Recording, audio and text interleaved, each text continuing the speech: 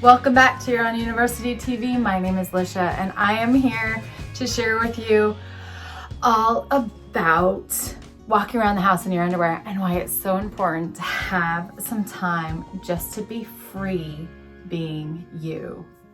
Join us at Your Own University. Like, subscribe, and turn on those notifications. You're not going to want to miss a bit of this. I know, I missed you guys last week. I am so sorry. But my week, it was just like, and I know that I'm not alone. So if your week last week, if the beginning of your 2020 was also like, you are not alone.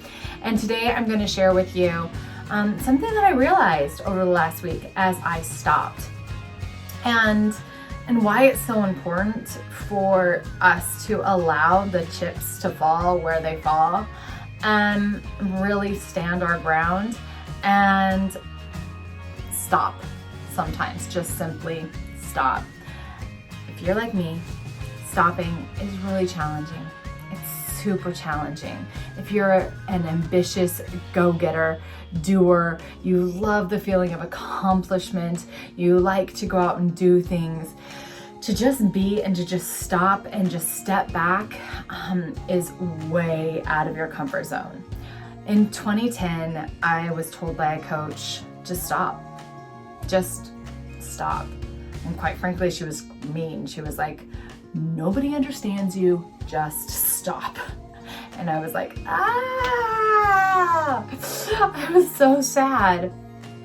And it took me years to figure out how to stop and glean joy, glean more happiness, see those openings that are created when we stop, shift our energy, and receive whatever the universe has in store for you.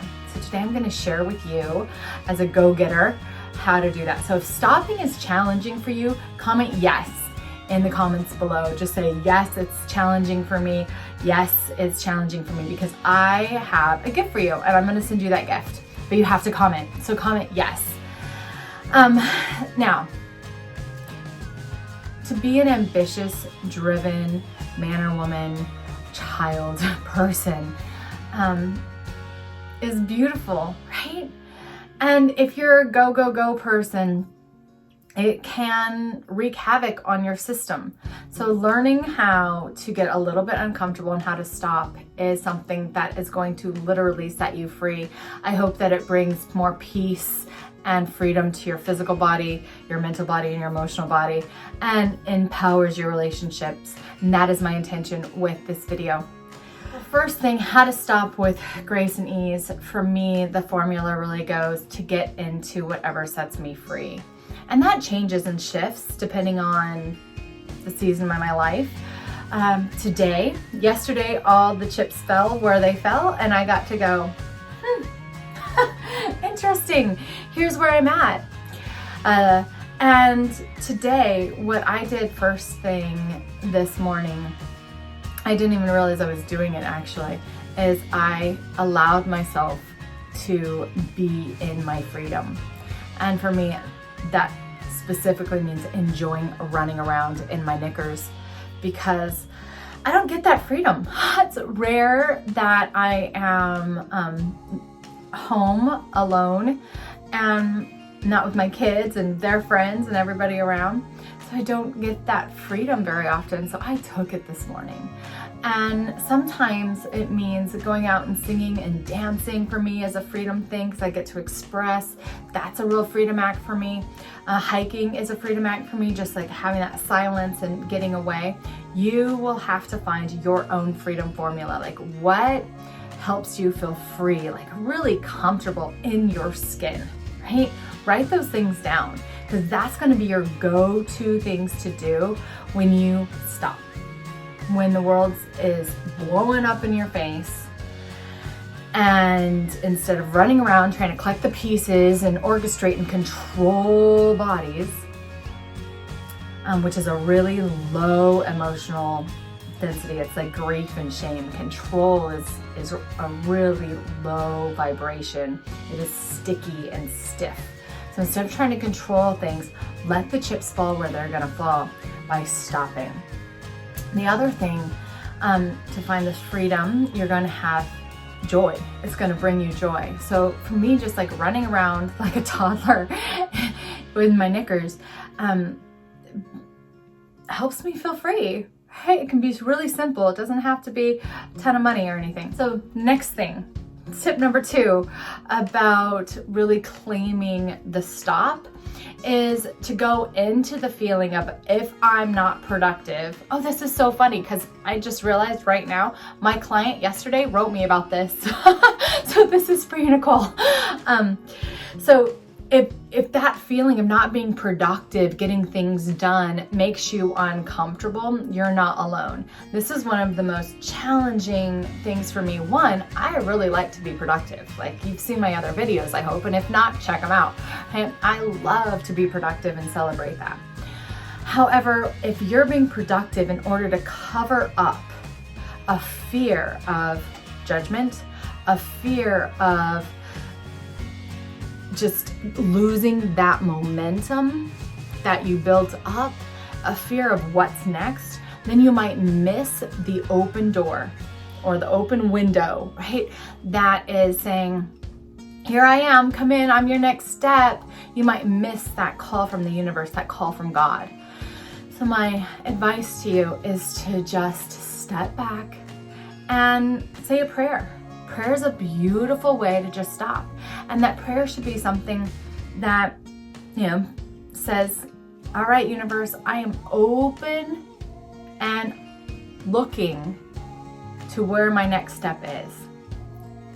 I'm not going to push, step forward, fill my time with nonsense.